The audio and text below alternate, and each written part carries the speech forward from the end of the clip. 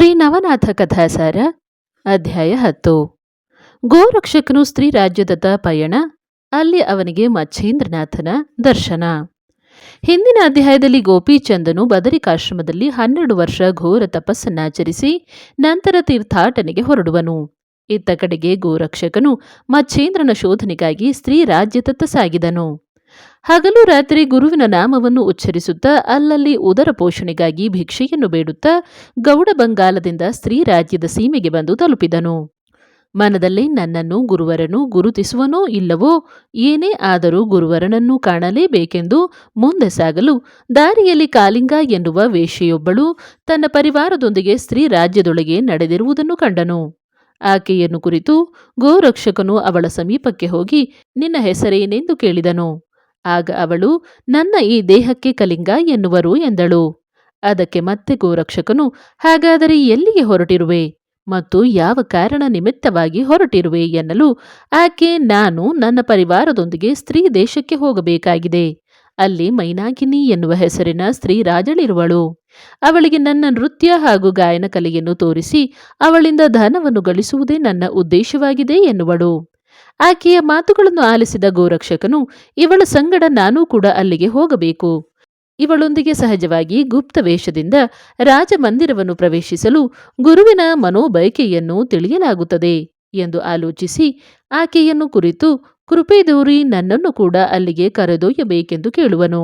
ಅದಕ್ಕೆ ಆಕೆಯು ಯೋಗದ್ರುಮನೆ, ನಿನ್ನಲ್ಲೂ ಯಾವುದಾದರೂ ಕಲೆ ಇದೆಯಾ ಎಂದು ಕೇಳುವಳು.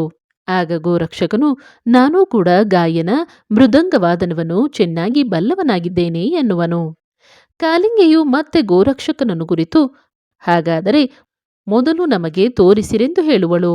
ಗೋರಕ್ಷಕನು ಅದಕ್ಕೇಕೆ ತಡ, ಈಗಲೇ ನೋಡಬಹುದೆನ್ನಲು ಕಲಿಂಗೆಯು ರಥದಿಂದ ಕೆಳಗಿಳಿದು ಆಸನವನ್ನು ಸಿದ್ಧಪಡಿಸಿ ಸಾರಂಗ ಮೃದಂಗವನ್ನು ತಂದಿರಿಸಿ ಒಳ್ಳೆಯ ರೀತಿಯಿಂದ ನವರಸ ಕಲೆಯನ್ನು ಪ್ರದರ್ಶಿಸು ಎಂದು ಉಚ್ಚರಿಸಿದಳು. ಇತ್ತ ಗೋರಕ್ಷಕನು ಹಣೆಗೆ ವಿಭೂತಿಯನ್ನು ಬಳಿದುಕೊಂಡವನಾಗಿ ನಂತರ ಸ್ವಲ್ಪ ವಿಭೂತಿಯನ್ನು ಸುತ್ತಲೂ ಸಿಂಪಡಿಸಿಕೊಂಡು ಆಸನದ ಮೇಲೆ ಕುಳಿತುಕೊಂಡನು. ಹೀಗೆ ಅವನು ಹಾಡತೊಡಗಲು ವಾದ್ಯಗಳು ತಂತಾನೇ ಬಾರಿಸತೊಡಗಿದವು. ಗೋರಕ್ಷಕನ ಮಧುರ ಸ್ವರದಿಂದಾಗಿ ಹೂ ಗಿಡ ಬಳ್ಳಿಗಳು ಅಲ್ಲದೆ ಕಲ್ಲು ಗುಡ್ಡಗಳು ಕೂಡ ಅವನ ಧ್ವನಿಗೆ ಧ್ವನಿಗೂಡಿಸುತ್ತಿದ್ದವು. ಇದನ್ನು ಆಲಿಸಿದ ಕಾಲಿಂಗೆಯು ಇವನೊಬ್ಬ ಮಹಾಪುರುಷಮಣಿಯೇ ಆಗಿದ್ದಾನೆ ಎಂದರಿತು ಅವನನ್ನು ಕುರಿತು, ಹೇ ಮಹಾರಾಜನೇ, ನಿನ್ನ ಕಲೆಯನ್ನು ಅದೆಂದು ವರ್ಣಿಸಲಿ? ಅದಿರಲಿ, ನಿನ್ನ ಹೆಸರೇನು ಎಂದು ಕೇಳಲು ಗೋರಕ್ಷಕನು ಸ್ವಲ್ಪ ಹೊತ್ತು ಚಿಂತೆಯೊಳಗೆ ಮುಳುಗಿ ಮುಂದಿನ ಕಾರ್ಯ ನಿಮಿತ್ತವಾಗಿ ತನ್ನ ಹೆಸರು ಬದಲಿಸಿಕೊಂಡು ಪೂರ್ವಡ ಅಂತ ಹೇಳುವನು. ಅದಕ್ಕೆ ಅವಳು ನಿನ್ನ ಬೇಡಿಕೆ ಏನು, ಉದ್ದೇಶವೇನು ಅಂತ ಕೇಳಲು ಗೋರಕ್ಷಕನು ನನಗೆ ಏನೂ ಕೂಡ ಬೇಡ, ವೇಳೆಗೆ ಊಟ ಕೊಟ್ಟರೆ ಸಾಕೆಂದು ಹೇಳುವನು. ಅದಕ್ಕೆ ಕಾಲಿಂಗೆಯು ಒಪ್ಪುವಳು. ಆದರೆ ಮಹಾರಾಜ, ಸ್ತ್ರೀ ದೇಶದೊಳಗೆ ಪುರುಷರ ಪ್ರವೇಶವೇ ಇಲ್ಲವಲ್ಲ ಎನ್ನುವಳು. ಅದಕ್ಕೆ ಇವನು ಹಾಗೆ ನಿರ್ಬಂಧವಿರಲು ಕಾರಣವೇನು ಎಂದು ಕೇಳುವನು. ಆಗ ಕಾಲಿಂಗೆಯು ಪೂರ್ವಡ, ಹಿಂದೆ ಮಾರುತಿಯ ಭೂಭೂಕಾರದಿಂದ ಅಲ್ಲಿರುವವರೆಲ್ಲರೂ ಸ್ತ್ರೀಯರಾಗುವರು. ಆದರೆ ಮಾರುತಿಯು ಊರ್ಧ್ವರೇತನು, ಅವನ ಭೂಭೂಕಾರದಿಂದ ಆ ಸ್ತ್ರೀಯರೆಲ್ಲರೂ ಗರ್ಭವತಿಯಾಗುವರು. ಅದೇ ಭೂಭೂಕಾರದಿಂದ ಅತ್ತ ಪುರುಷರ ಗರ್ಭವು ಪತನ ಹೊಂದುವುದು. ನಿಮಗಾದರೂ ಅಲ್ಲಿಗೆ ಹೋಗುವ ಬಯಕೆ ಉಂಟಾಗಿದೆ. ಆದರೆ ಅಲ್ಲಿ ನಿಮ್ಮ ಗತಿ ಏನಾದೀತೆಂಬ ಚಿಂತೆ ನನಗುಂಟಾಗಿದೆ ಎನ್ನುವಳು. ಇತ್ತ ಗೋರಕ್ಷಕನು ಮತ್ತೆ ಆಕೆಯನ್ನು ಕುರಿತು, ಹೇ ಸ್ತ್ರೀಯೇ, ಹೆದರದಿರು. ಆ ಮಾರುತಿಯು ನಮ್ಮನ್ನೇನು ಮಾಡುವನು? ಒಂದು ವೇಳೆ ಅಡ್ಡ ಬಂದರೆ ನೆಲಕ್ಕುರುಳಿಸುವೆ. ಕಲಿಂಗೆಯೇ, ಏನೊಂದು ಚಿಂತಿಸದಿರು ಎಂದು ಹೇಳಲು ಎಲ್ಲರೂ ಅಲ್ಲಿಂದ ಹೊರಡುವರು. ಹೀಗಿರಲು ಕಲಿಂಗೆಯು ರಥವೇರಲು ಪೂರ್ವಡ ಸಾರಥಿಯಾಗುವನು, ಅಂದರೆ ಗೋರಕ್ಷಕನು ಸಾರಥಿಯಾಗುವನು.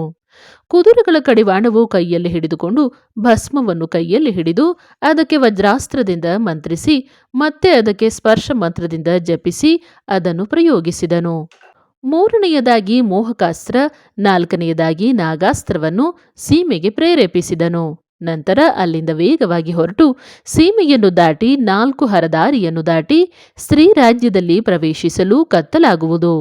ಅಲ್ಲಿರುವ ಚಿನಾಪಟ್ಟಣದಲ್ಲಿ ಎಲ್ಲರೂ ರಾತ್ರಿಗಾಗಿ ವಸತಿ ಮಾಡುವರು. ಅಂದು ಚಂದ್ರನ ಬೆಳಕಿನಿಂದಾಗಿ ರಾತ್ರಿಯು ಹಗಲಿನಂತೆ ಕಾಣುತ್ತಿತ್ತು. ಎಲ್ಲರೂ ರಾತ್ರಿ ಊಟವನ್ನು ಮುಗಿಸಿ ಮಲಗುವರು.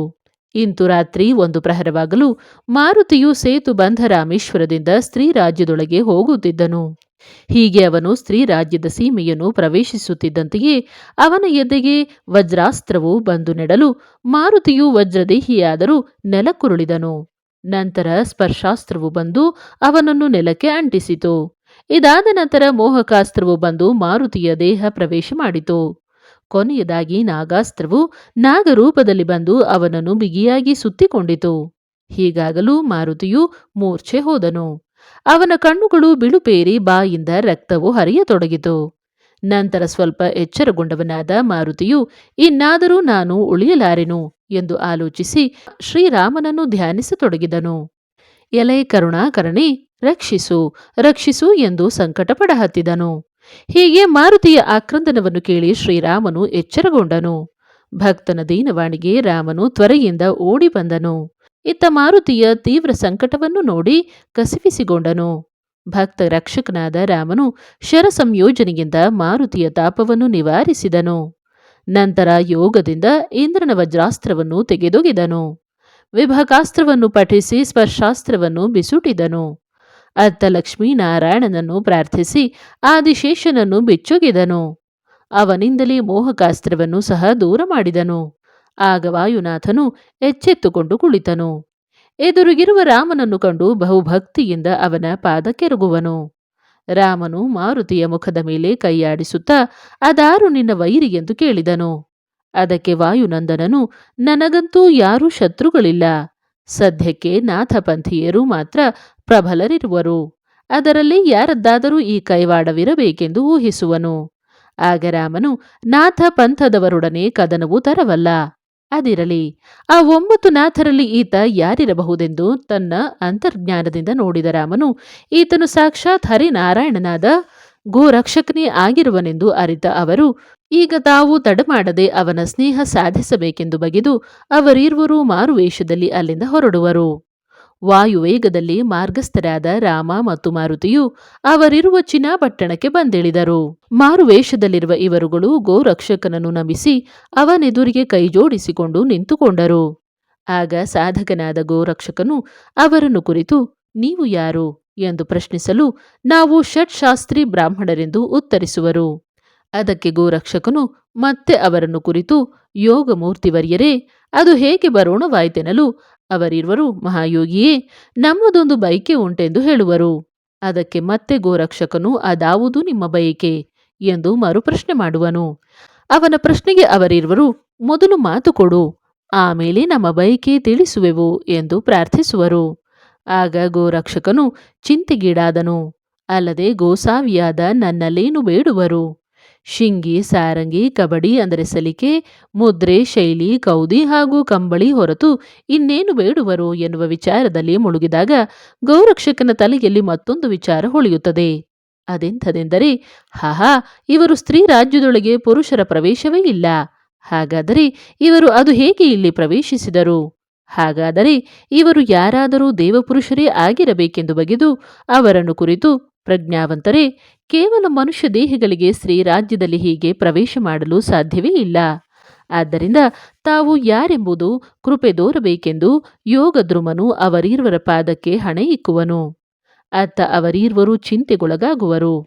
ನಾವೀಗ ಪ್ರಕಟಗೊಳ್ಳುವ ಸಮಯ ಬಂದಿದೆ ಎಂದರಿತ ಅವರು ತಮ್ಮ ತಮ್ಮ ನಿಜ ರೂಪವನ್ನು ತೋರಿ ರಾಮನು ಗೋರಕ್ಷಕನನ್ನು ಎದೆಗವಚಿಕೊಂಡು, ವತ್ಸ, ಕೃಪೆ ದೋರಿ ಮಚ್ಛೇಂದ್ರನನ್ನು ಸ್ತ್ರೀ ರಾಜ್ಯದಿಂದ ಅಗಲಿಸಕೂಡದೆಂದು ತನ್ನ ಮನೋಬಯಕೆಯನ್ನು ತಿಳಿಸುವನು.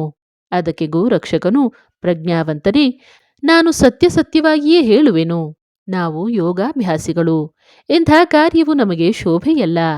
ನಾನು ಬೇಕಾದರೆ ನನ್ನ ಪ್ರಾಣವನ್ನೇ ಕೊಡುವೆನು.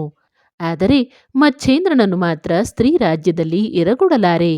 ಇದು ನನ್ನ ಅಚಲ ನಿರ್ಧಾರವೂ ಆಗಿದೆ ಎಂದು ತಿಳಿಸಿದನು. ಹೀಗೆ ರಾಮನ ಯುಕ್ತಿ ಪ್ರಯುಕ್ತಿಯು ಫಲಕಾರಿಯಾಗದೇ ಹೋದರೂ ಮಾರುತಿಯನ್ನು ಸಮಾಧಾನಪಡಿಸಿ ಅತ್ತ ಗೋರಕ್ಷಕನಿಂದ ಬೀಳ್ಕೊಂಡು ಅಲ್ಲಿಂದ ವಾಪಸ್ಸಾಗಿ ತಮ್ಮ ತಮ್ಮ ಸ್ಥಾನಗಳಿಗೆ ಬಂದು ಸೇರುವರು. ನಂತರ ಮಾರುತಿಯು ಮತ್ತೆ ಚಿಕ್ಕ ದೇಹದಿಂದ ಶೃಂಗಮುರುಡಿಗೆ ಹೋಗಿ ಗುಪ್ತ ರೂಪದಿಂದ ರಾಣಿವಾಸ ಸ್ಥಾನವನ್ನು ಪ್ರವೇಶ ಮಾಡಿದನು. ಆಗ ಮೈನಾಕಿನಿಯು ಮಲಗಿರಲು ದಾಸಿಯರಾರೂ ಅಲ್ಲಿರಲಿಲ್ಲ. ಸಮಯ ಸಾಧಿಸಿ ಮಾರುತಿಯು ಅವಳ ಮಂಚದ ಹತ್ತಿರ ಹೋಗಿ ಅವಳ ಕೈ ಹಿಡಿದು ಎಬ್ಬಿಸಲು ಮಾರುತಿಯನ್ನು ನೋಡಿದ ರಾಣಿಯು ದಡಬಡಿಸಿ ಎದ್ದು ಅವನ ಕಾಲಿಗೆ ಎರಗಿದಳು.